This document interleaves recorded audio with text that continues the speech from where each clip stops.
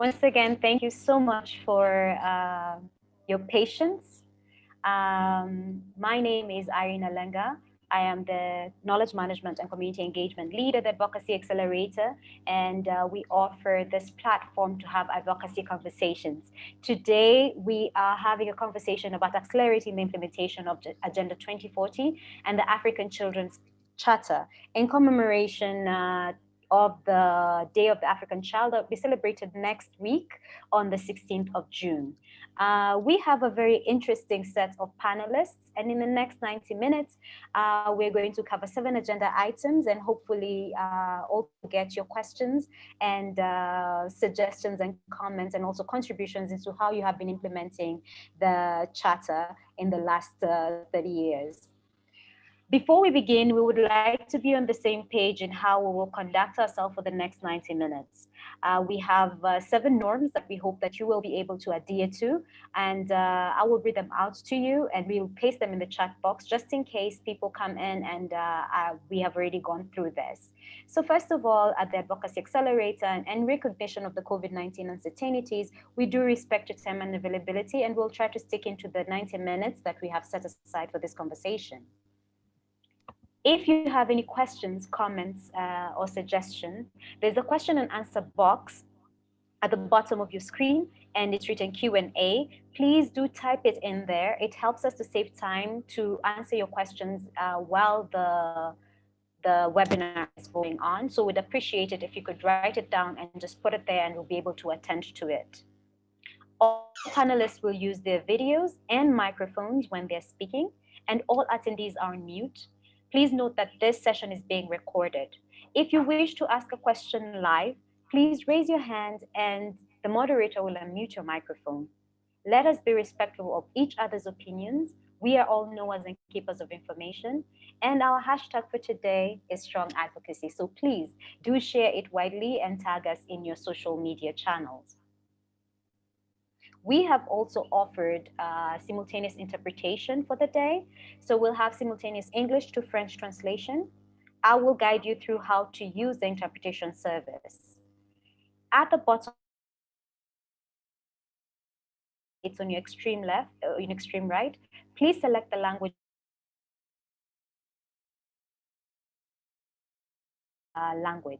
Kindly stick to the selected language and only speak in that language during the meeting.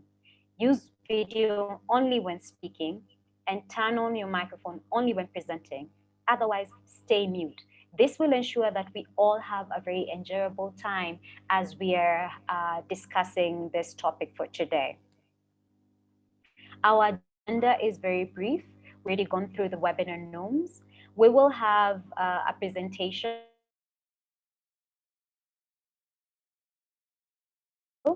After that, we'll have the introduction of the Day of the African Child by our moderator for today, who's Ruth Koshal. Then we'll have our panel discussion and question and answer session, closing and concluding remarks, and a vote of thanks. We shall also have a live poll where we'll ask you to give us feedback on how you enjoyed our webinar for today. I will proceed and introduce our executive director. Her name is Boitumelo Mokatla. She's an accomplished global health leader with extensive experience in leading policy, advocacy, access, and regulatory affairs campaigns for HIV, tuberculosis, malaria, and neglected diseases. She has over 13 years of experience as a clinician, researcher, and regulatory expert. She has successfully led advocacy, policy, and access strategies for new HIV prevention technologies in Africa. She provided technical input and leadership towards the development of ACDC, access to essential medicines, and commodities strategic plan. Boitumelo, please, welcome.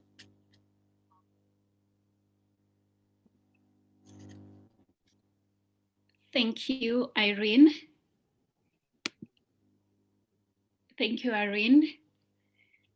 Good morning and good afternoon, our panelist participants, all protocol observed.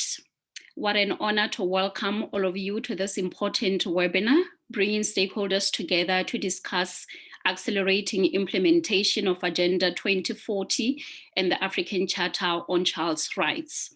A warm welcome to all of you, and thank you for making time to join us. I look forward to having fruitful discussions with all of you. We are going to start today's session by just sharing with you briefly what the Advocacy Accelerator is about. The Advocacy Accelerator, also known in short as AAC, is a Pan-African focused learning and sharing platform, which was founded in 2017. We are currently headquartered in Nairobi, Kenya, even though our staff works across the globe. We are issue agnostic and we do not necessarily do advocacy ourselves. The purpose of the Advocacy Accelerator, pardon me there, the purpose of the Advocacy Accelerator, we work to strengthen advocacy capacity and alignment and impact in Africa. And by Africa, we're referring to all regions, that is Anglophone, Francophone, West Africa, and Central Africa, by providing online and in-person platforms for advocates and their networks to share evidence, approaches, and expertise. The Advocacy Accelerator exists to connect and link advocates to information, expertise, and support for advocacy capacity strengthening in order to achieve increased efficiencies and effectiveness. You can refer to the Advocacy Accelerator more as a play or a matchmaker role, identifying and connecting advocacy, communications, and experts with those in need of the support. Our geographic coverage, as noted before, we are Pan-African, with our work spread across the various regions of Africa. I thank you. A warm welcome once again to this very important webinar. Thank you. Over to you, Irene.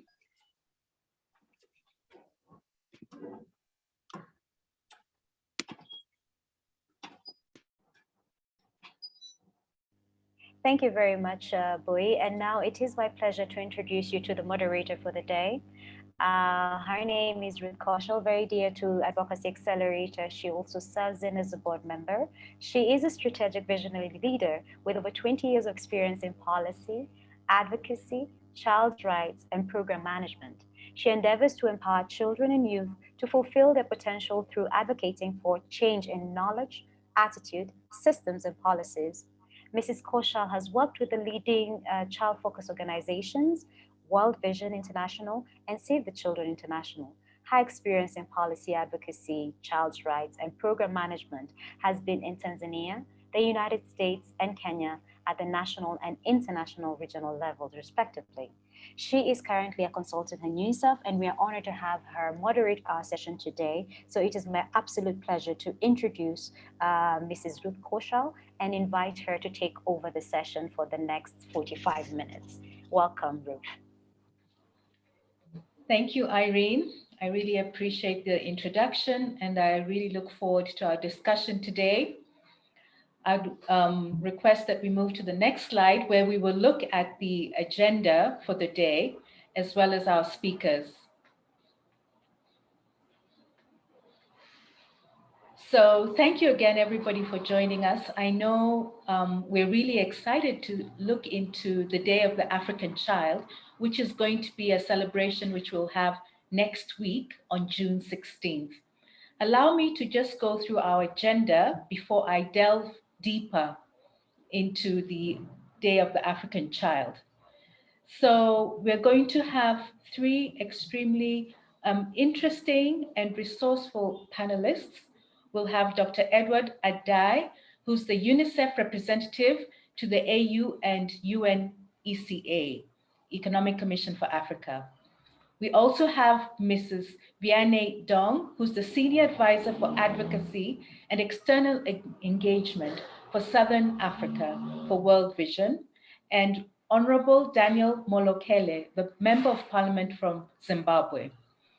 After each panelist has shared their insights on an African Fit for Children in line with the Day of the African Child and Agenda 2040, We will open it up for a session of question and answers, and we'll have a conclusion and closing remarks, and finally a vote of thanks. So let me start off with a brief introduction on the Day of the African Child. And as most of us know, it was adopted in 1990 by what was then called the Organization for African Unity, which is now the African Union. As you know, the African Children's Charter, the fuller name, which is the African Charter on the Rights and Welfare of the Child, is legally binding, and it talks about the different rights and responsibility of children. It recognizes the rights of the UN Convention on the Rights of the Child, but also addresses the cultural context of Africa. It is monitored by the African Committee of Experts on the Rights and Welfare of the Child, and it looks at a whole range of rights. These include the right to education, health, protection from violence, abuse, and neglect, the ability for children to express their views, and also addressing harmful traditional practices such as child marriage and FGM. In terms of the Day of the African Child, it's commemorated on 16th of June, as already mentioned, and this is in line with the courage that students from South Africa had during the march to have their education rights in 1976. As we know, the theme this year, which has been shared by the African Committee of Experts, is 30 years after the adoption of the Charter, accelerate the implementation of the Agenda 2040 for an Africa fit for children. And just before I start with the speakers, I think one of the questions we would ask is, what is this Agenda 2040? And Agenda 2040 is in line with the African Union's Agenda 2063, and it has 10 aspirations. These aspirations address issues such as the African Charter being the standard, and it's supervised by the committee. It looks at child-friendly legislation, as well as child registration, the right to survival and health for each child. Children should be nourished, as well as education for each child, protection for violence against children, as well as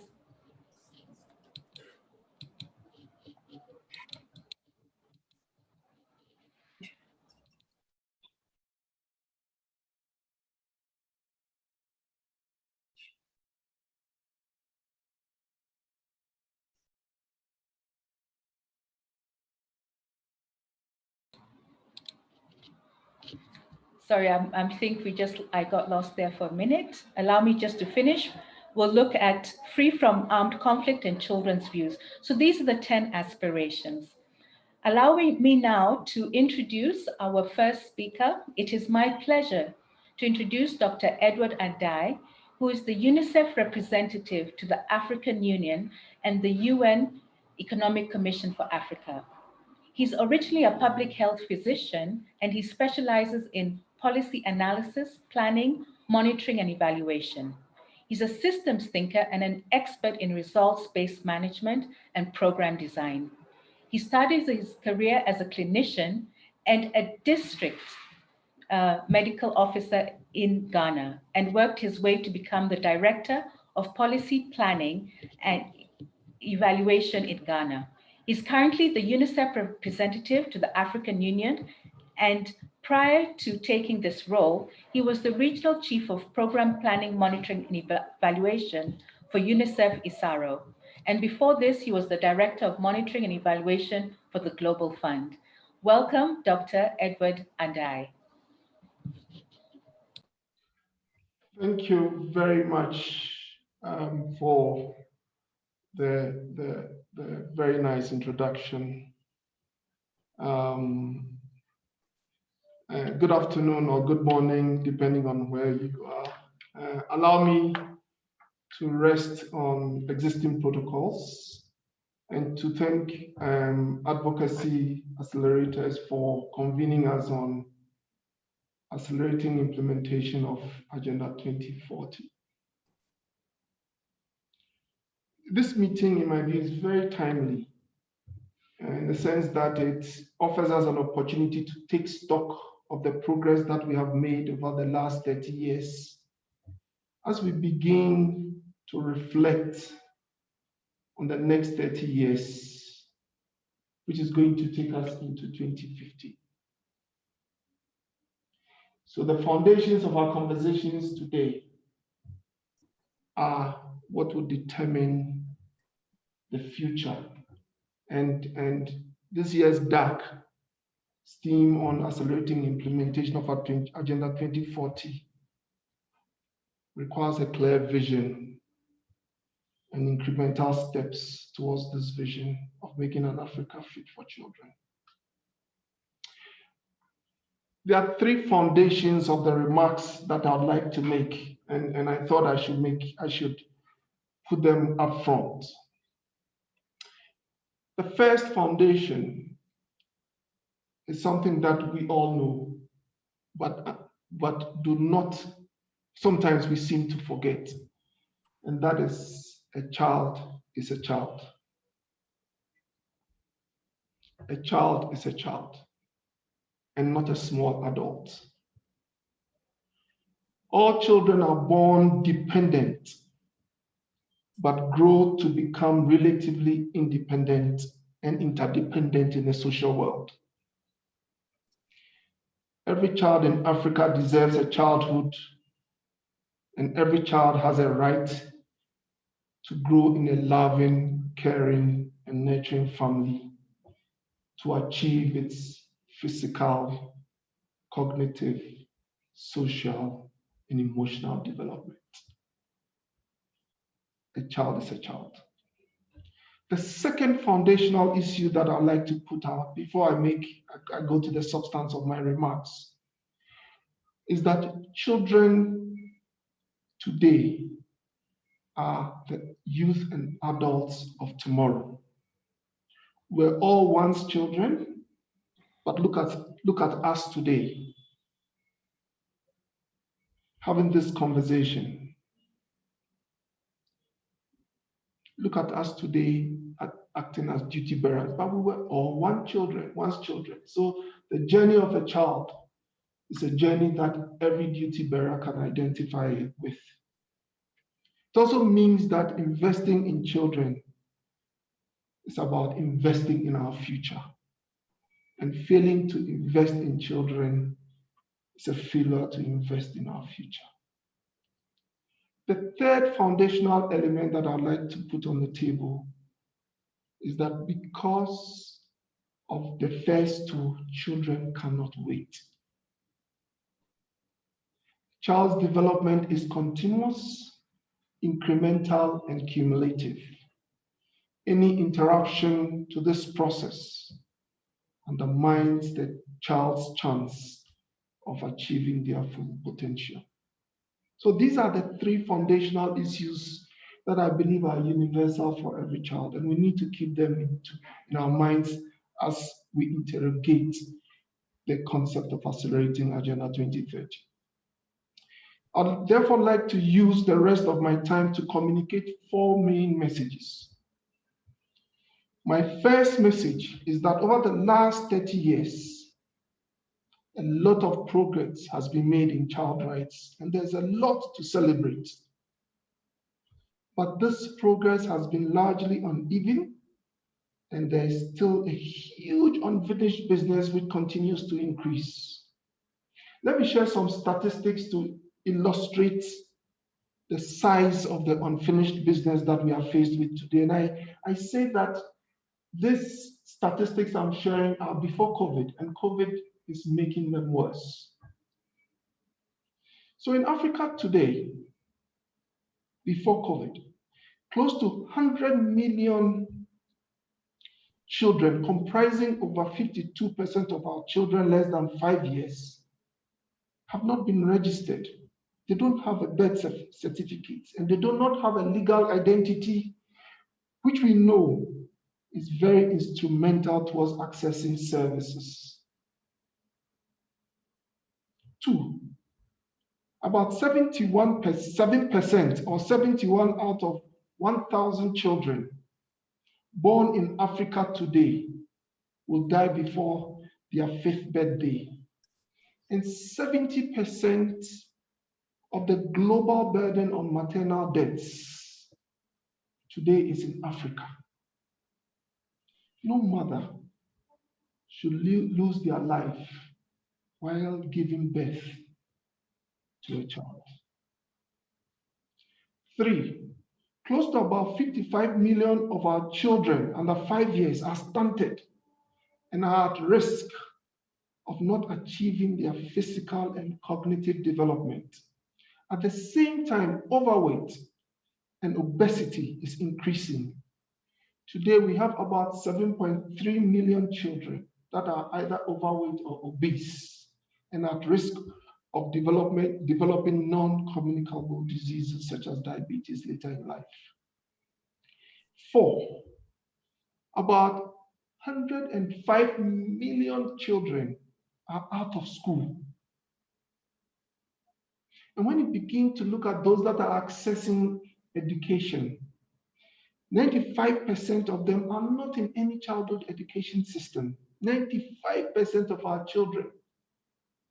15% of our children who are supposed to be in primary school are out of school. 33% of our children who are supposed to be in lower secondary school are out of school. And over 50% of our children who are supposed to be in upper secondary school are out of school. And indeed, of the children who finish school, 83% of them are not achieving minimum proficiencies in reading and mathematics. We have a learning crisis on our hands on our continent. So the question we should ask ourselves are, if all these children are not in school, where are they and what are they doing? It is therefore not surprising that for the first time in 2020, we are seeing rises in child labor.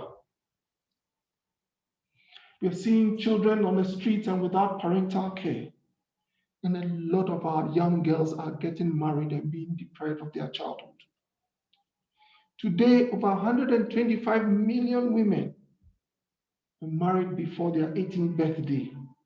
And Africa has the highest number of children who are married in the world. And by the way, as I said earlier, this data was before the COVID-19 pandemic, which we know has made things worse. What this means for this conversation is that we are leaving a lot of children behind, and we are depriving them of hope, dignity, and the agency of transforming our continent and their lives. This takes me to the second message. My second message is that while childhood is changing, child rights are not changing. Child rights are universal and they do not change whatever the contexts we find ourselves. In Africa today, our children are growing up in a changing continent. From a child's perspective, 6 forces are interacting to drive the change on our continent. For ease of reference, I'd like to refer to them as the 6 C's. The first force is the growing child population. It is a known fact that Africa is a youthful continent. The child population is currently about 626 million and is projected to increase by 50% by 2050, the next 30 years. UNICEF estimates that between now and 2050, about 1.6 billion children will be born in Africa. Each of these children is entitled to the fundamental rights enshrined in the CRCs in the African Charter. This population of children will no doubt place demands on the currently overstretched health, education, and social infrastructure and services. This is a primary reason for having this conversation on acceleration, because business as usual will not keep up with the growth in child population in our continent. And unless we act fast and urgently, will leave a lot more children behind. The second driving force is community. Africa prides itself to be very communal. The reality is that our sense of community is changing. The African family is becoming increasingly nuclear, and the social solidarity systems are being systematically undermined by urbanization, globalization, and the desire to achieve and attain good livelihoods. So it's not about good or bad. Unfortunately for us as a continent, we have not evolved the robust social protection systems to replace the social solidarity systems that existed in our traditional systems. As a result, today's families are under a lot of stress. Some even say the family is under attack. Ladies and gentlemen, unless we protect families, we cannot protect our children. Our efforts should go into making it easier for families to look after their children. The third driving force that I'd like to talk about is connectivity. The world has become increasingly connected and interdependent thanks to technology and access to internet. Unfortunately, Africa risks being left behind because of the digital divide that exists on our continent. As access to internet continues to grow on the continent, a new kind of inequality and inequity is emerging, and that is the digital divide. Unless we bridge this divide and do it fast, our continent's development will lag behind.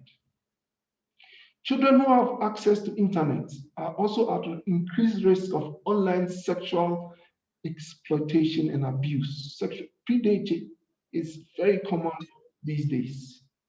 This means as we look at bridging the digital divide, we must also make the internet safe for our children. The fourth driving force is conflict. The guns in Africa have not been silenced.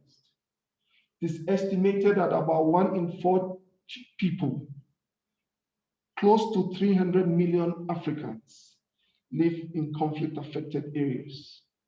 Conflict destroys families, communities, services, and social and economic infrastructure.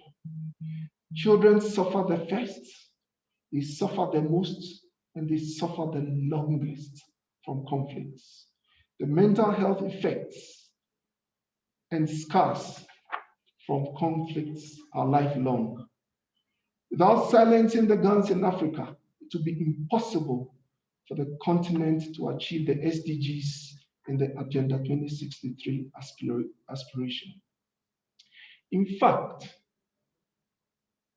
when our children and families are not safe, nothing matters. All of us focus on making our children safe. When our children and our families are not safe, nothing matters.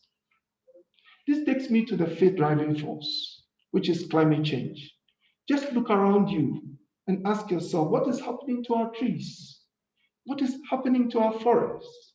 What is happening to our rivers? Brick and mortar seems to be the new norm. Ladies and gentlemen, children are the most vulnerable to changes in the quality of the air we breathe, the water we drink, and the food we eat. Failure to address climate change will only worsen the prevalence of poverty, diseases, deprivation, inequality, and discrimination on our continent. Our responsibility is therefore to leave the planet better than we found it. And as a collective, we seem to be failing miserably. The last driving force is COVID-19. It is said that we should never waste a catastrophe. COVID-19 is being wasted. COVID-19 has disrupted people's lives and livelihood. The pandemic has disrupted economies, education systems, and social systems, and is accelerating household poverty. But COVID-19 is also showing us what is possible to rebuild resilient systems through greater global solidarity. We are having this meeting today because of what we have learned from COVID-19. We need to work together to take advantage of the opportunities and the lessons of COVID-19 as we call on all of us to accelerate the rollout of vaccines so we can have our lives back. So these are the 6 C's, the 6 forces that we need to interact with as we think of acceleration. And that takes me on to my third message, and that is, it is time to reimagine and rebuild an Africa fit for children, and the steps must be taken today. Reimagining an Africa fit for children requires us to reaffirm the relevance and validity of the African Charter and the UNCRC. It is also time to focus our efforts on the key accelerators and game changers, and I thank you once again for convening us. It is in this regard that I would like to share with you 8 equalizers that we as UNICEF have putting forward as a basis for accelerated action. The first equalizer is to ensure that every child lives in a loving, caring, and nurturing family. The second equalizer is to tackle the learning crisis, prioritizing the most vulnerable and marginalized children, including through closing the digital divide. And you can read with me on the slide that is being shown. The third equalizer to ensure vaccine availability, affordability, and equity as a contribution to health system strengthening and improving health outcomes for all children. The fourth equalizer is to protect the mental health of children and young people and bring an end to the neglect, abuse, and childhood traumas that drive poor life outcomes, including child marriage and children living on the streets and children without parental care. The fifth equalizer is to increase access to water, sanitation, and hygiene and address environmental degradation and climate change for a safe and sustainable environment. The sixth equalizer is to reverse the rise in child poverty, including the provision of social protection. The seventh is to protect children and young people in humanitarian and fragile contexts and enable their development. The eighth is to increase the voice and engagement of young people in the continent's development. Let me conclude with my last message, and that is we need to commit to the CRCs and the African Charter. But more importantly, we need to translate these commitments into increased investments and close the huge financial gaps in the social sectors. We need to spend more in Africa, we need to spend better in Africa, and we need to spend wisely. We also need stronger child-friendly institutions to accelerate implementation of child rights in Africa. This includes stronger health, education, and social protection systems, stronger planning, budgeting, and reporting systems, and stronger oversights from our parliaments. The third is to increase innovations. Ladies and gentlemen, without innovation, Africa cannot catch up to address the growing child rights deficit on our continent. We need speed, scale, and sustainability. And we need to think of ways of taking innovations and good practices to scale on our continent. And lastly, we need to focus on implementation. If each of us did one thing and did it well, Africa would be a different place in 2050. We need to move from talk to action. The journey to reimagine and rebuild an Africa fit for children requires that we leverage our individual agency, our organizational comparative advantages, and stronger systems of solidarity, partnership, and collaboration for collective impact. You can count on me personally, and you can count on UNICEF on this journey. I thank you for your attention and look forward to the discussion. Thank you. Thank you very much, Dr. Ndiaye. And I would like to now go to the next panelist. Really appreciate the issues that were raised around what would an Africa fit for children be in line with Agenda 2040. Our next panelist is Vianney, and she's a Congolese development and advocate professional with an extensive experience spanning for more than 15 years in engaging with social development, duty bearers from the national level, regional level, as well as the global level. She has undertaken multiple initiatives to raise the profile and standing of other civil society actors in her country, including the religious leaders and multiple women's groups. Further, she has managed the implementation of a groundbreaking program called Citizen Voice and Action that is helping ordinary Congolese across the country to engage their local government in a process to restore accountability to public funding and restores trust in government and civil society organizations.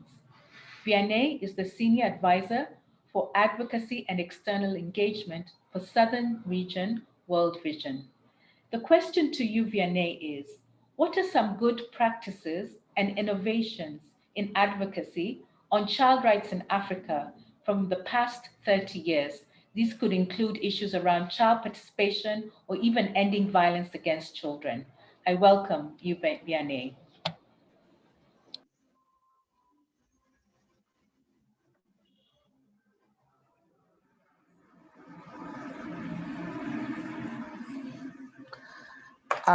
Merci beaucoup.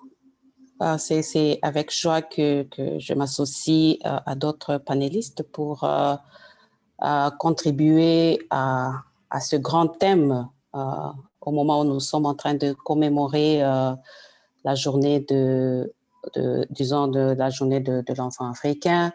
Et je suis très ravie pour mon prédécesseur qui a vraiment étalé les différentes statistiques et les différentes situations des enfants au niveau de l'Afrique. Et quand nous voyons ces statistiques, il faut vraiment nous imaginer que ce sont des personnes. Nous parlons là des personnes, nous parlons des enfants, nous parlons des tantes, nous parlons des mamans et surtout, nous parlons des êtres humains. Alors, notre contribution à ces discussions, nous allons, nous, c'est World Vision, nous allons parler de deux choses très importantes, deux pratiques que nous avions trouvées très, très intéressantes et qui a aussi produit beaucoup de fruits pendant que nous sommes en train de travailler, que ce soit au niveau de communautés, que ce soit au niveau des différents bureaux dans la région australe et même partout ailleurs en Afrique. Alors, l'une des leçons apprises ou des bonnes pratiques que j'aimerais partager ici, c'est le partenariat. Et quand je parle de partenariat, c'est vrai que nous travaillons toujours en partenariat avec différents acteurs, mais pour ce cas précis, j'aimerais partager le partenariat avec les leaders religieux. C'était vraiment une bonne pratique qui a pu démontrer des résultats tout à fait palpables. Pourquoi on le dit? Parce que nous tous, nous reconnaissons qu'en Afrique, nous avons un grand nombre de croyants, plus de 80% de la population sont des croyants, et ils reconnaissent en fait dans les leaders religieux qui ont une influence extraordinaire par rapport à leur façon d'être. Ils amènent le modèle de changement, ils s'associent parfois à leurs fidèles. Alors, tout ce que nous, World Vision, nous avions travaillé avec eux dans une méthodologie que nous appelons les canaux d'espoir. C'est une méthodologie qui, au fait, est en train d'exposer les leaders religieux par rapport à leur textes religieux et ils sont en train de discuter sur différents thèmes qui peuvent émerger dans leur communauté. Ça peut aller de la protection de l'enfant, ça peut aller des problèmes de stigmatisation par rapport, par exemple, aux minorités, comme les personnes vivant avec handicap. Ça peut être comment nous traitons les personnes qui ont le VIH-Sida. Et cette méthodologie, au fait, est en train de démontrer qu'avec les textes religieux, on peut arriver à protéger mieux les communautés au lieu de les détruire si ces mêmes tests religieux sont mal compris. Alors, avec cette formation, nous avons eu quand même des résultats très palpables. Par exemple, au Mozambique, tous les leaders religieux se sont mis ensemble pour faire un pledge qui parle de zéro tolérance, donc la tolérance zéro par rapport au mariage des enfants. Ça, c'est quelque chose qui a été très, très bien célébré. Et comme ce sont des personnes de grande influence, donc ils sont en train de suivre ça de très près. Et aussi, très, très récemment, comme vous savez, le tableau que mon prédécesseur a dû peindre, donc c'est un tableau où les enfants sont exposés à plusieurs catastrophes. Nous avons le cas de la RDC où nous avons vu que le renforcement des capacités avec cette méthodologie a dû vraiment accélérer l'acceptation de la vaccine contre Ebola du temps où l'Est de la RDC a été affecté par Ebola. Donc ça, c'est vraiment une bonne partie que nous pensons que cette collaboration et cette méthodologie a pu faire beaucoup de résultats sur terrain. L'autre point que j'aimerais partager avec vous, c'est pratiquement par rapport à la participation des enfants.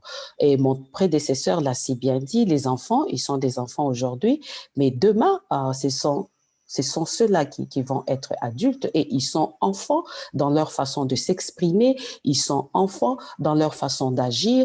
Et nous, à World Vision, nous avons compris que nous n'allons pas les considérer seulement comme étant des victimes qui peuvent subir certaines atrocités, mais nous regardons aussi ces enfants comme des personnes qui puissent vraiment donner leur point de vue et leur point de vue, une fois considéré, peut donner des bons résultats. Et c'est comme ça que je demande à Ruth si vous pouvez aller au slide suivant. Donc, quand je parle maintenant de la participation des enfants, quelques bons exemples que nous avons pu avoir avec la participation des enfants. Très récemment, avec COVID-19, nous avons travaillé pour écouter les enfants dans la région australe avec 8 pays. Plus de 200 enfants ont été consultés. Et voilà, là, je vous partage quelques résultats que les enfants ont pu partager avec nous. Et vous voyez, l'un des résultats, c'est 90% des enfants étaient très préoccupés par le problème de l'éducation. Et mon prédécesseur l'a si mentionné déjà avec des statistiques déjà qui sont au rabais par rapport à l'éducation au niveau primaire, secondaire et même au niveau, disons, après l'école secondaire.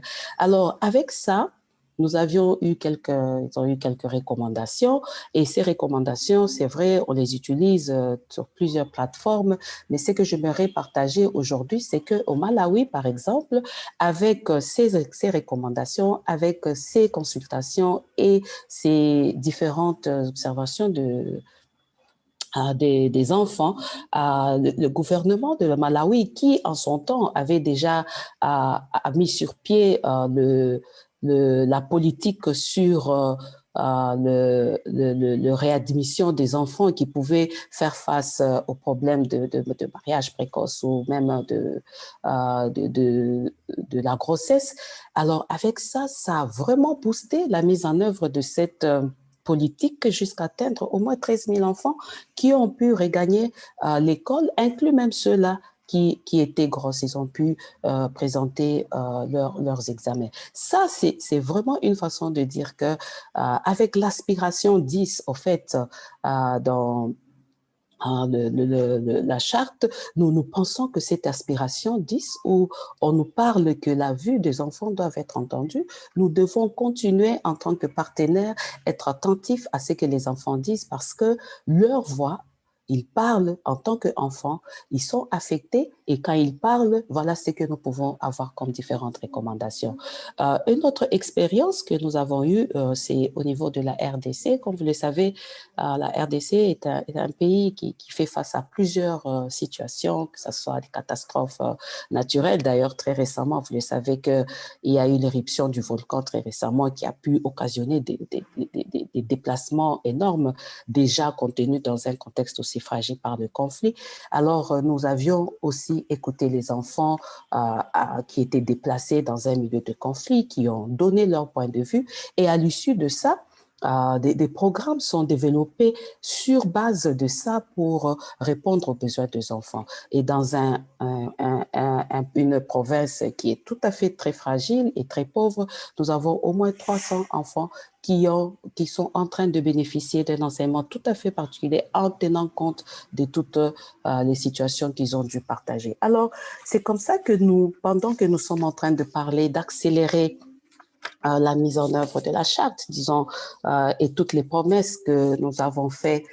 Quand je dis nous savons que c'est toutes les organisations internationales, nous savons que ce sont les institutions, ce sont les parlementaires et tout le monde. Nous pensons qu'il est impérieux de continuer à travailler avec des personnes très influentes comme les chefs religieux. Ils ont une voix prépondérante dans les niveaux communautés et que au-delà de les associer même au niveau où nous sommes en train de travailler sur les recommandations et même sur les différentes politiques. Aussi, nous recommandons que les enfants doivent être vraiment consultés et leur renforcer les capacités de ces enfants pour que leur participation soit effective est une priorité pour nous et je sais que c'est une aussi priorité pour tant d'autres. Donc, tant que nous sommes en train d'exclure les enfants dans ce processus, exclure cette catégorie clé qui se retrouve être les leaders religieux, nous sommes en train vraiment de compromettre le progrès par rapport aux différentes aspirations que nous nous sommes assignées au niveau de l'Afrique. Et en passant aussi, pourquoi j'insiste beaucoup sur les leaders religieux, parce que quand vous regardez la Convention de droits des enfants et même vous regardez la charte, vous allez voir que la plupart des données qui sont là-bas ont leur source vraiment dans différents documents des chefs religieux. Il y a vraiment des corrélations et il est important de considérer cet aspect-là. Donc, c'est avec ça que je mets fin à ma présentation et merci une fois de plus pour cette opportunité et nous sommes très ouverts à toutes les discussions. Merci beaucoup. Thank you so much, Vianney. It was really interesting to see the role of religious leaders and also linking the importance of child participation and children's views. And I would now like to introduce our next panelist. This is Honorable Daniel Molokele. He's a Member of Parliament of Zimbabwe for Hwange Central Constituency. He's also a well-known human rights lawyer and a civil society leader focusing especially on public health advocacy. In this regard, he has worked for several non-government organizations such as Waxy Health and SAPAM and Accountability International, and also once served as the coordinator for the Pan-African Civil Society Program Platform on Health. The question I have for you, Honorable Daniel, is how have governments been held accountable for the commitments made to implement the African Children's Charter, as well as now Agenda 2040? Welcome. Thank you so much. Thank you also for the invitation, Advocacy Accelerator, and the partners that are involved in setting up this important event. Good morning, everyone, and good afternoon to those who are in the other time zones, like those in Nairobi. I'm speaking live from Johannesburg. I hope you're able to see the video. Yes. Okay, let me proceed. I can't see the video, that's how I had to ask. When we talk about accountability, when we talk about accountability in Africa, this is one of the most difficult issues to tackle in this continent.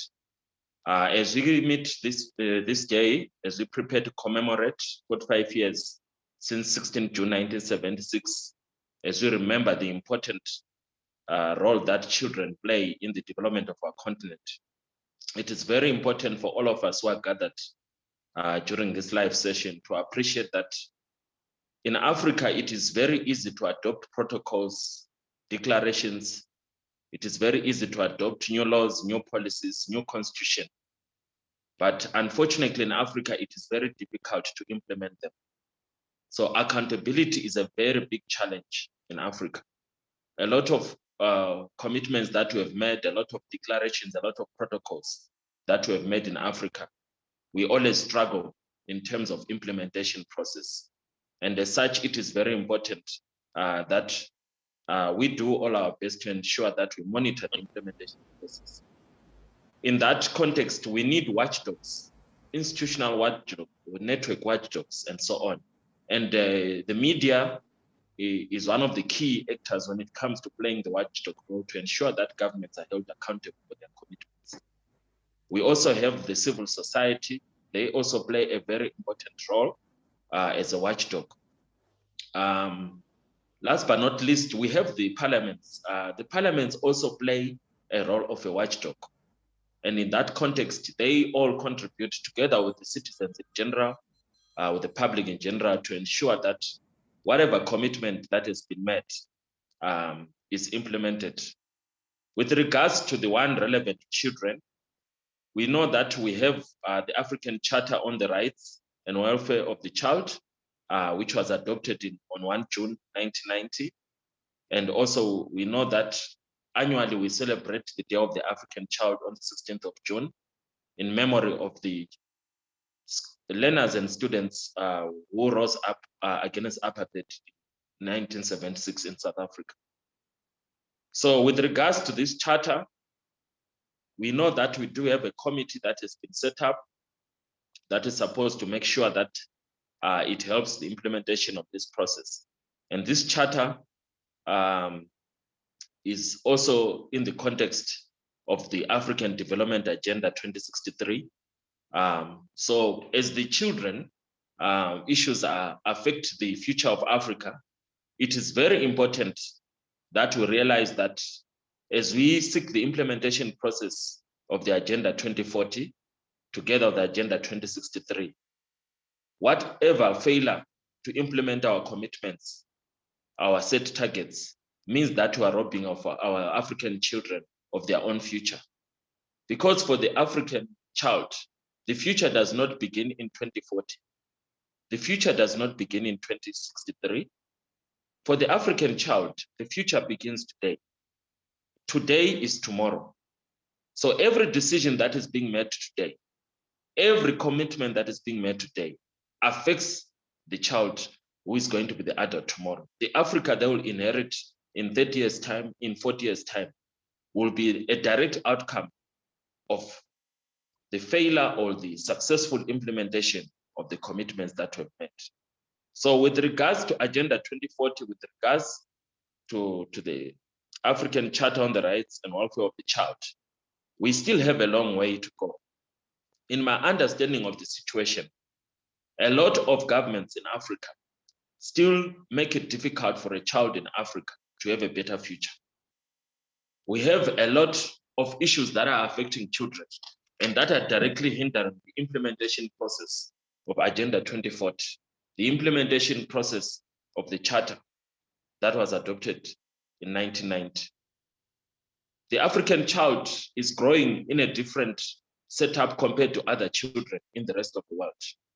If you compare them to other children in other continents, they face a lot of challenges that children in many other continents do not face today. As we might all know, one of the major challenges that the African child is facing today, and which Agenda 2046 to address, is access to healthcare, especially in the context of the HIV and AIDS epidemic, because Africa is one of the largest populations of orphaned and vulnerable children, directly as a result of the HIV epidemic, which affected Africa more than any other continent. We also have a lot of social economic problems across the continent. We've got a lot of poverty issues. We've got a lot of underdevelopment. We have a lot of corruption in Africa, and that affects children in Africa. We have a lot of street children in Africa, in Zimbabwe, where I come from, in South Africa, where I have been resident for many years. there is a lot of crisis around overseas and a lot of crisis around children. Added to that, the African child faces lack of peace and security. Peace and security is one of the biggest challenges that Africa has today. And we do have a problem of African children growing up in all conflict zones. Most importantly, we have had instances of African children growing up as soldiers, serving in war. This scourge of child soldiers has, over the recent years, been reduced, but it still lingers on in some parts of the continent. And we still need to make sure that not even one child should be allowed to carry a single gun.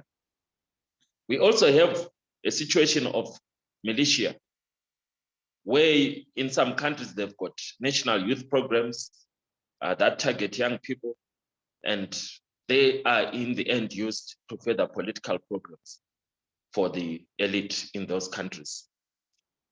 We also have young people or even children being used by political movements and parties to push their own political agenda, when most of them are below the age of legal majority. Also, we have refugee crisis across the continent, especially caused by the wars. I think in Mozambique at the moment, we have a classic example of what I'm talking about in northern Mozambique. The African child is being exposed to a very bleak future. Access to education is also a big challenge for the African child. And there are a lot of commitments around that, including the ESA commitment on comprehensive sexuality education. A lot of African children are growing up in rural Africa and they have no access to quality education, even affordable education.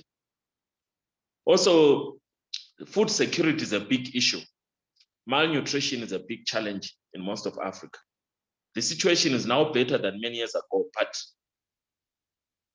hunger and poverty still challenge the African child. So when it comes to the implementation process of Agenda 2040, these challenges make it difficult.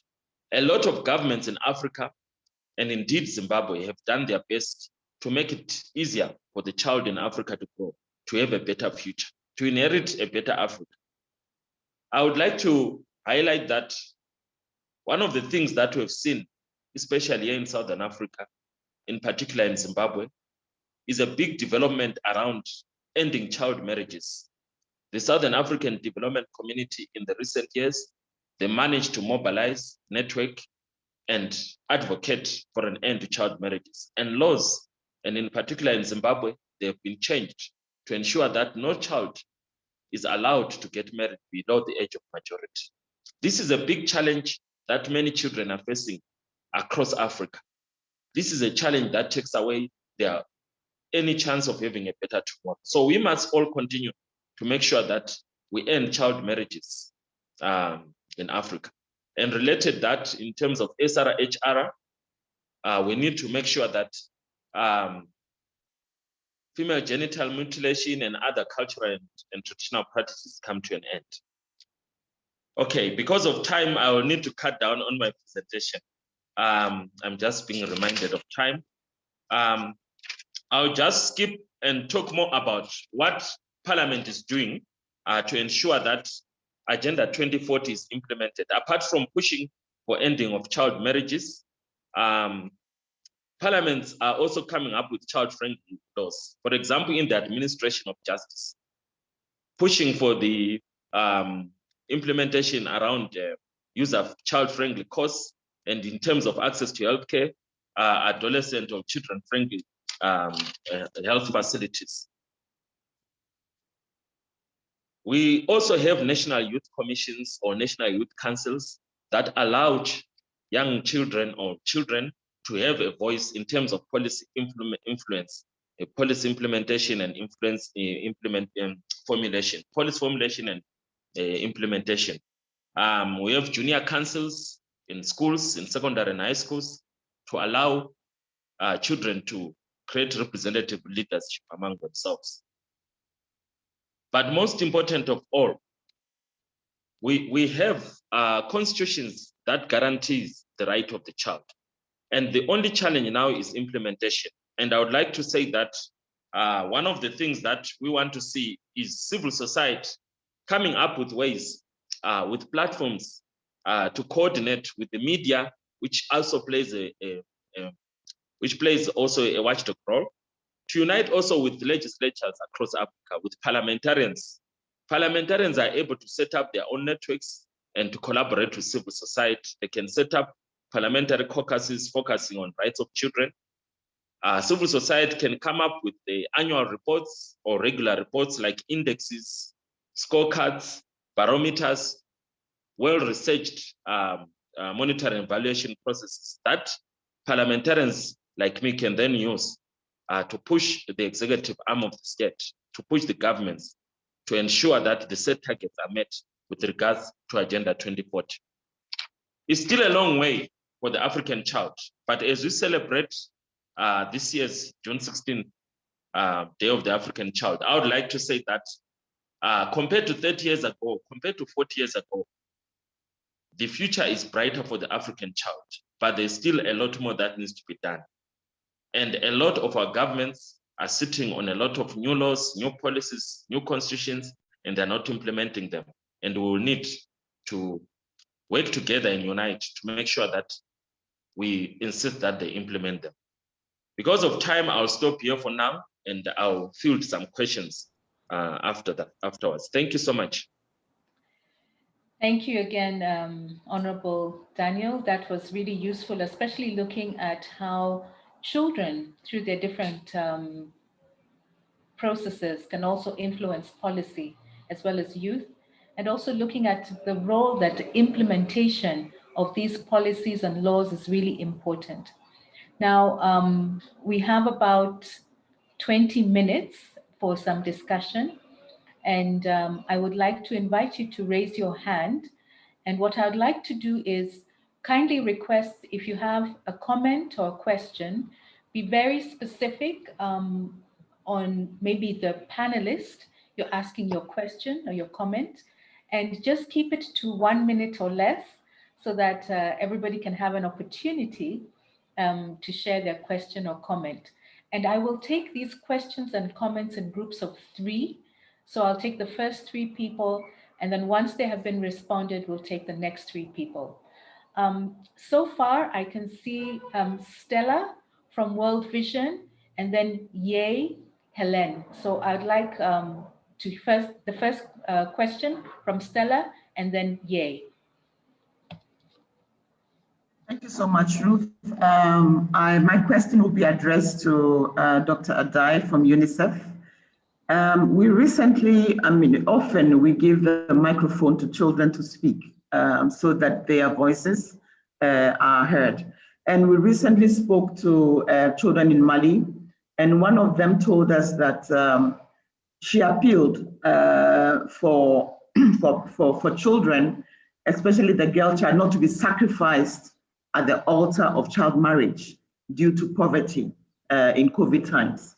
And so I would really like to know from UNICEF, how we can work together, UN agencies and NGOs and other partners work together to increase spaces for children's participation and children's voices. Thank you.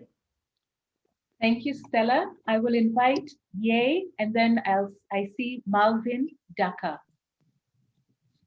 Bonjour, je vais parler en français. J'ai un commentaire et une question donc adressée aux panélistes. J'aurais voulu souligner 2 points que l'honorable député a mentionnés. Lorsqu'il s'agit d'avoir des normes continentales, donc nous disposons de normes qui régissent et garantissent les droits et le bien-être de l'enfant. Mais le problème que nous observons sur le continent, donc la collègue qui vient de parler de Child Fund vient juste de mentionner un pays qui nous intéresse particulièrement, qui est le Mali, qui est en train de traverser une crise importante. Et nous observons la situation dans les pays de l'Afrique de l'Ouest, mais également dans les autres régions par rapport aux difficultés que rencontrent les enfants. Donc, moi, je fais particulièrement référence à l'âge légal du mariage, mais également des mutilations génitales féminines, que beaucoup d'acteurs s'engagent à essayer de juste d'éradiquer. J'aurais aimé parler de tactiques de plaidoyer. Donc, j'aimerais vraiment interpeller les différents panélistes pour qu'ils essayent de partager avec nous les tactiques de plaidoyer qu'ils utilisent, parce que nous avons constaté sur le terrain, je me présente, je fais partie de Open Society Foundations, nous faisons de la recherche et du plaidoyer, et nous avons pu observer l'arrivée de nouveaux acteurs, que ce soit au niveau national que continental, parce que les normes qui existent, on voit d'énormes difficultés par rapport à leur application, même si elles sont transcrites au niveau national en termes de loi. Donc, ce que j'aimerais savoir, c'est quels sont les autres acteurs, si ce n'est les acteurs conventionnés, donc que ce soit l'État, les parlementaires, les organisations de la société civile, quels sont les autres acteurs avec qui vous travaillez pour sensibiliser au niveau des communautés? Parce que, et après peut-être moi je pourrais élaborer, mais j'aurais aimé qu'on souligne les différentes tactiques de plaidoyer qui existent maintenant et qui permettent de renforcer ou d'avoir des solutions beaucoup plus pérennes pour donc contribuer à lutter contre les mariages forcés, les mutilations génitales féminines ou d'autres problèmes que les jeunes et les enfants rencontrent sur le continent. Je vous remercie. Thank you, Yaye. I'd like to invite Malvin. Thank you for giving me this platform to air my views. My comment is like, yes, we are talking about accelerating Agenda 2040, especially when we are looking at children or young people. My question again goes to Honorable Molokele, that yes, in Zimbabwe we are doing things like we are including children in like child counselors, child president, but I don't see a continuation of that program when these kids, they go outside school curriculums or institutions. So I think there's a gap there. And then the second question is, each and every time when we talk about children, we prescribe processes which children can undergo. But my challenge is, why don't we give children opportunity or platform to say out what, like for example, the agenda, accelerating agenda 2040, why don't we give children to come up with their agenda so that they can own the process? Because right now we are discussing along those lines, but children are not involved.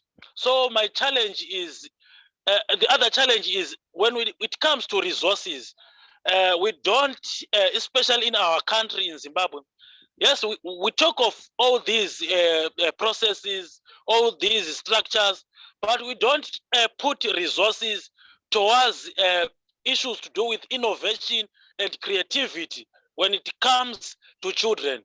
So I think there is a gap there. Maybe these are my few submissions at the present moment. Thank you. Thank you. So I would like to invite Dr. Addai to respond to the first question from Stella of World Vision.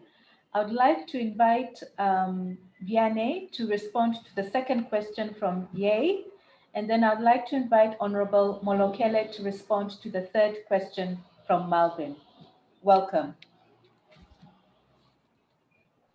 Thank you, Stella, for your question on how do we work together to eliminate child marriage. I think the starting point is to recognize that all agencies involved in this fight mean well. In other words, they are capable, they want to see change in child marriage. The reality is that they don't always work together. So, and as a result, we don't see a collective impact, or we don't get the benefit of working together. So one approach is really to be deliberate and pursue what I call the collective impact platform, and work towards a shared vision, mutually reinforcing activities, and also have a backbone support to ensure that there's continuous communication. So there's a paradigm shift that is required in the world that we all operate in to be working collectively. The second is to create spaces and be deliberate about it in terms of how we get young people to engage in the process. Young people would not engage unless we enable it. And so we need to create platforms where young people come together and discuss these things. We need to create platforms where young people interact with duty bearers to present their views and to allow duty bearers to comment on it and to take those issues forward. And we need to communicate to young people that their views are being heard. One of the things we've done is to create a reference group for child marriage of young people. And we go to these people to discuss with them what they think about what we need to do. We are careful not to convert these platforms into talk shops. So we try and make these platforms solutions focused. I'm hoping that collectively we can work on such platforms to get the views of young people, not just for making a case, but for identifying solutions that they themselves can take forward and advocate with older people. Let me stop here. Thank you. I now welcome Vianney.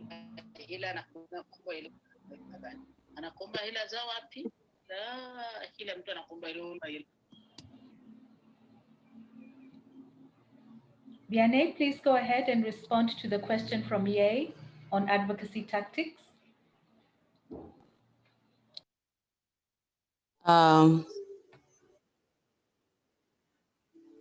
Merci beaucoup. Je crois qu'il y a quelqu'un qui est en train de parler, qui pouvait mettre un mot silencieux. Merci beaucoup. Alors, merci beaucoup Yaye pour votre question. C'est une question très, très pertinente par rapport aux stratégies de plaidoyer. Vous savez qu'il y en a plusieurs. Et je pense que la meilleure des stratégies, c'est celle, au fait, qui fait participer les personnes qui sont impactées par les différentes situations dans le plaidoyer. Et ici, je suis en train de parler des enfants. Ça, c'est vraiment une très bonne stratégie.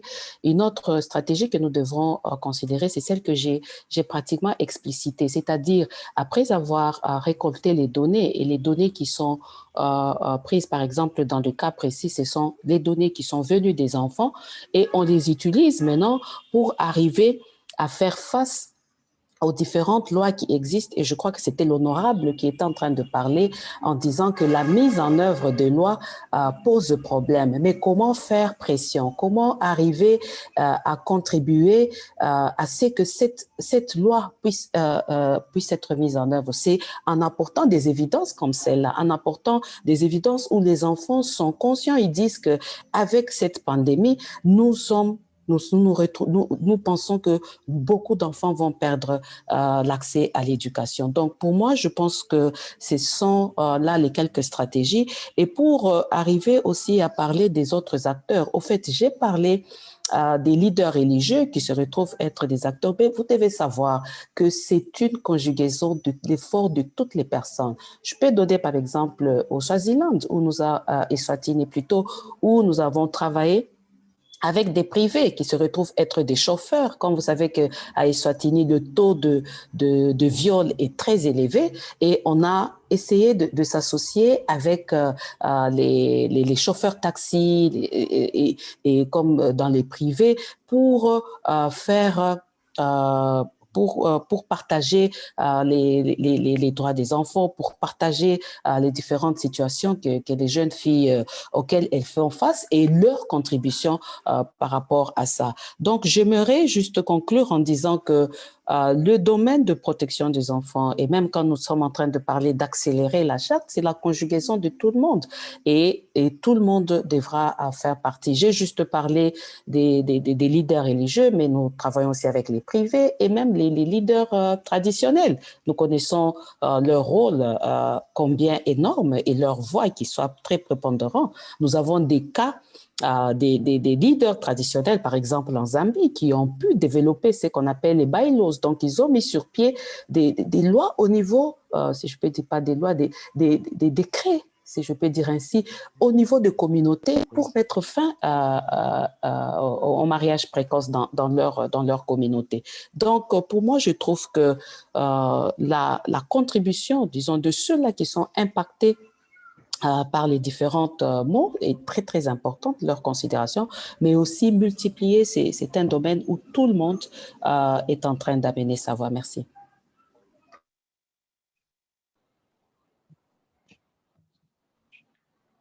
Thank you, Vianney. I would like to now welcome Honorable Daniel to share in terms of the question that was asked by Melvin. Welcome. Thank you. I think the specific question that I picked up is around the continuation after school, and is something that we need to invest more, especially as Parliament, to support even the ministries of education and youth and so on, to make sure that beyond these school-based structures that give opportunity for leadership development, there be more, especially at community level. We know that not all young people are at school at all times. So we need to have even youth structures that are stronger at a social and community level, and to make sure that we continue to create opportunities for mentorship for young people, especially knowing that in communities, they are experienced leaders, and it would be good for us to develop maybe mentorship programs, to develop more leaders. Thank you. The time is really running out and we've had a great discussion. I do see just one hand up. I'd kindly like to request Abubakar to mute your mic. Hearing a lot of background noise. Otherwise, there's only one more question. Maybe Gareth, can you ask your question briefly and we will then conclude. Okay, thank you. For me, I just wanted to say there's a lot of things which are happening in Africa, especially in terms of policies to protect African child. But the thing is, most of these children, especially in rural areas, are vulnerable, are still vulnerable to a lot of things, especially issues of child marriages, education and stuff.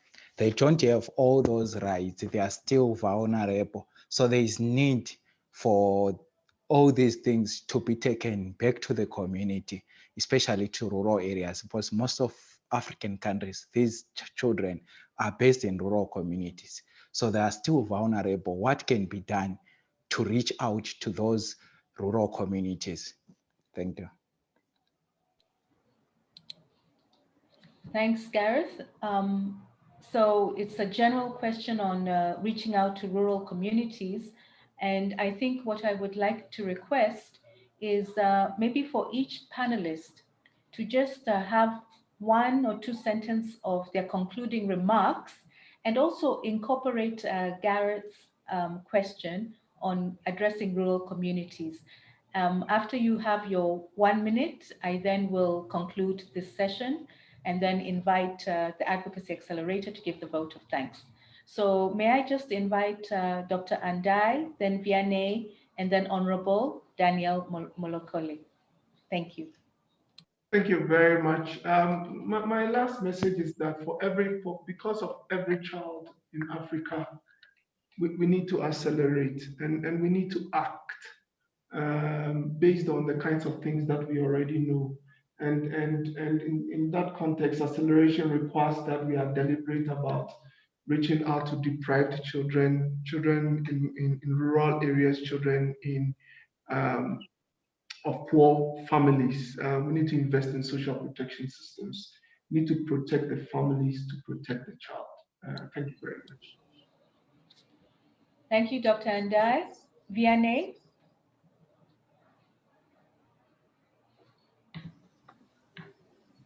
Thank you very much, Sari. I think for World Vision, I would say that collaborate and then partnership is very strong, and we need really to collaborate and then and partner as we accelerate the Agenda 2040. This is very key to the success of that acceleration.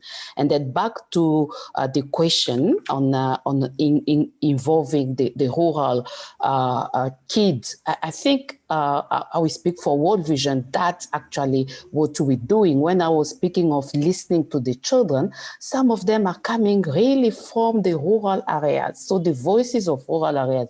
Recently, we have a meeting where we have a delegate, a 16 years old girl who came and then share her experience on how they are working within their areas to stop child marriages. So yes, we involved really children in rural area because we are actually community based and then really working at the roots of our community. Thank you. Thank you, Vianney. Welcome, Honorable Daniel. Thank you, Ruth. I think in response to the marginalization of the rural communities, we need to acknowledge that most of Africa remains rural. And as a result, it's so difficult to access the rural communities. I think one or two options are available.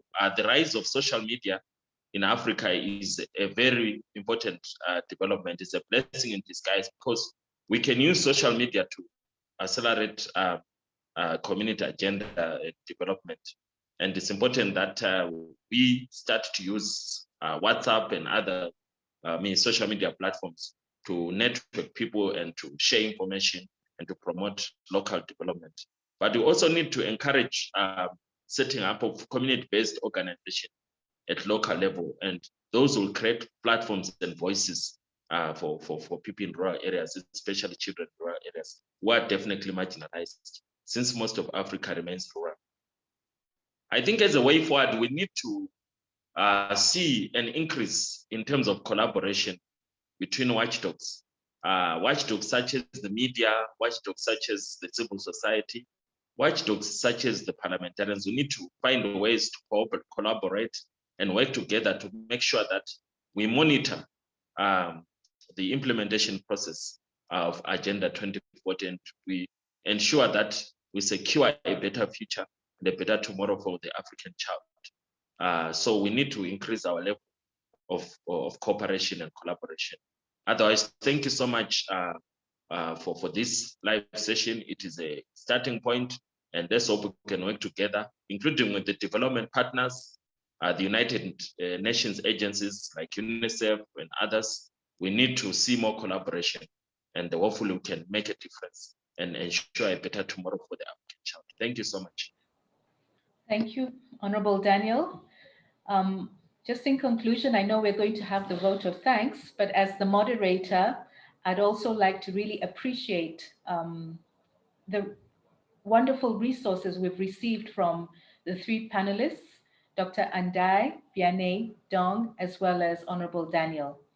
I think also what I'd like to mention is the importance that we are seeing between developing the African Charter on the Rights and Welfare of the Child, as well as having Agenda 2040 and ensuring its implementation. A lot of the panelists have talked about the progress made, lessons that have been learned, but we need to move the next stage forward to ensure an Africa fit for children. And as next week, as we celebrate the Day of the African Child on June 16th, I think each of us could also start looking at what are innovative ways that we can advocate with children, as well as hearing their voices to end all types of violence against children, any abuse, any neglect, but also give them opportunities on education, health, sanitation, and also to live in a world where it's free from conflict. Thank you again. And I would like to now invite Boy from the Advocacy Accelerator to provide her vote of thanks. Welcome, Boy. Thank you so much, Ruth. Thank you so much, Dr. Addai, Honorable Molokele, and Vianney.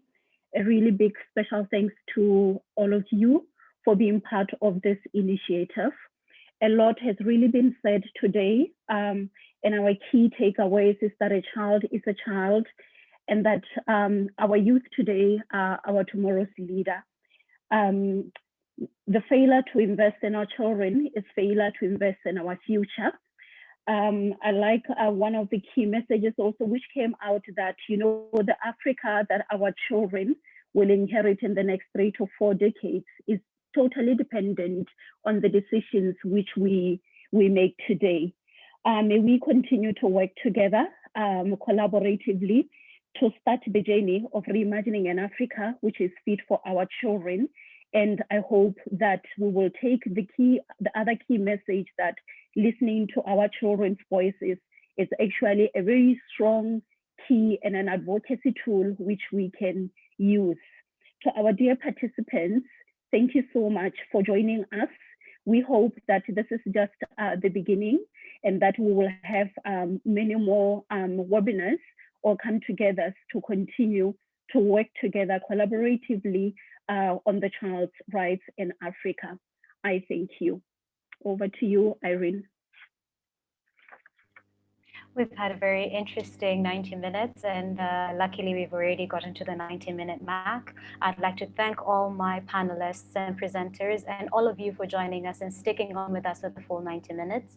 As mentioned before, our hashtag for today is strong advocacy. I hope you've been able to share and you know, spread this word in your social media channels. We do have a live poll that has just come up. Kindly please take a minute of your time before you log off to fill it in so that we can know how we can do this better on what we have done better, on how we can better reach you.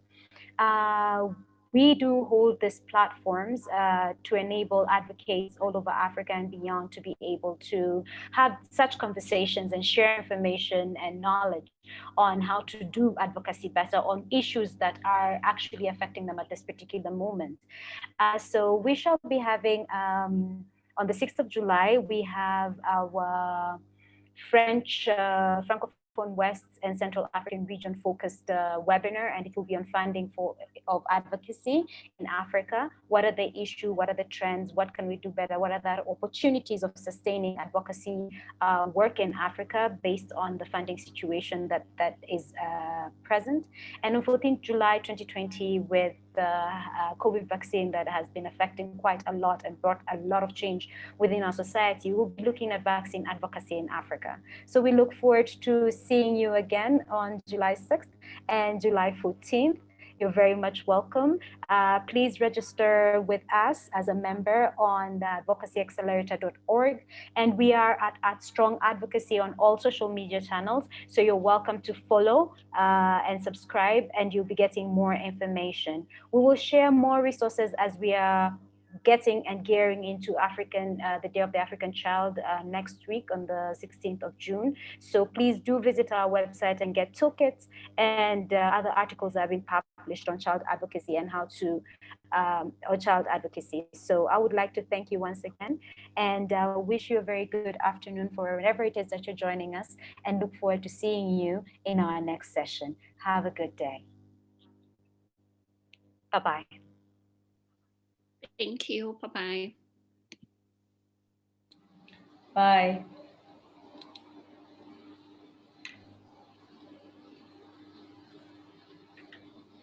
Goodbye, everyone.